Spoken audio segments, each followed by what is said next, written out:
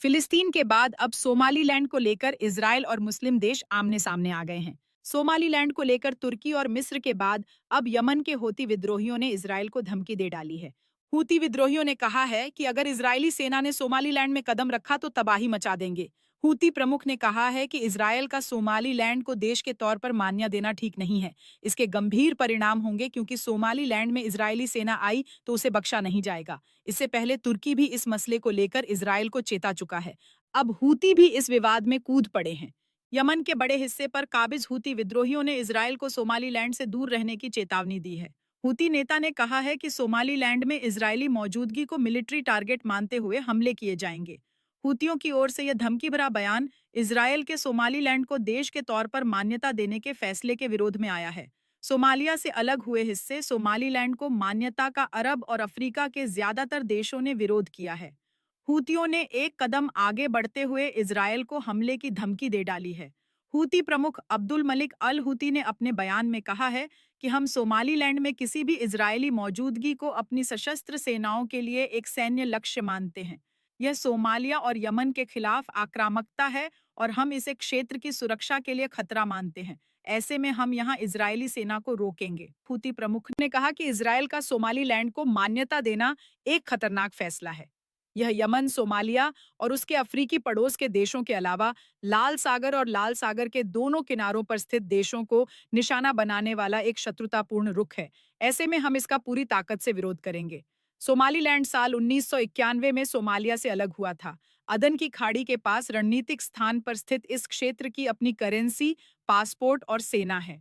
इसके बावजूद दुनिया ने उसे देश के तौर पर मान्यता नहीं दी है। इजरायल पहला देश है जिसने आधिकारिक तौर पर सोमालीलैंड को देश माना है।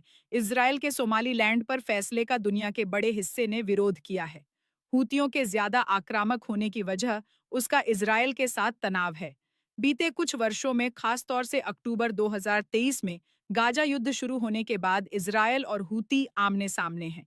इजरायल ने कई बार यमन में हूतियों पर हवाई हमले किए हैं। क्षेत्रीय विश्लेषकों का मानना है कि सोमालीलैंड के साथ मेल मिलाप इजरायल को लाल सागर तक बेहतर पहुंच प्रदान करेगा। दरअसल यह इलाका दुनिया के सबसे संवेदनशील ट्रेड जोन में से एक है। यह लाल सागर और हिंद महासागर को जोड़ने वाले रास्ते पर है। यूरोप, एशिया और अफ्रीका को जोड़ने वाला समुद्री मार्ग यहीं से गुजरता है। आज के समय में हूती विद्रोही लाल सागर में जहाजों पर हमले कर रहे हैं। ईरान, यमन और तुर्की इस इलाके में सक्रिय हैं। ऐसे में इजराइल इस इलाके में इंटेलिजेंस नेटवर्क मजबूत करना चाहता है और अपनी नौसैनिक और लॉजिस्टिक पहुंच बढ़ाना चाहता है, जिससे वह यमन में हूती विद्रोहियों पर ज्यादा तेज हमले करने में सक्षम होगा। ऐसे में हूतियों की चिंता बढ़ती है क्योंकि लाल सागर में उसके लड़ाके इजराइल और अमेरिका के लिए बड़ी चुनौती बनते रहे हैं। उधर तुर्की के सोमालिया में सैन्य अड्डे, पोर्ट और ट्रेनिंग मिशन मौजूद हैं। इसके अलावा वह सोमालिया की एकता का समर्थन करता है। सोमालीलैंड को मान्यता देना तुर्की के हितों के खिलाफ है क्योंकि तुर्की पहले से ही यूएई इजराइल गठजोड़ को अपने लिए खतरा मानता है। अगर इजराइल को सोमालीलैंड में इंटेलिजेंस या मिलिट्री बेस मिला तो इसका सीधा असर तुर्की की नौसैनिक रणनीति पर पड़ेगा। एक और बड़ी वजह यह भी है कि तुर्की मुस्लिम दुनिया का सबसे बड़ा हिमायती समझा जाता है। इजराइल का यह कदम एर्दोगन के उस नैरेटिव को कमजोर करता है।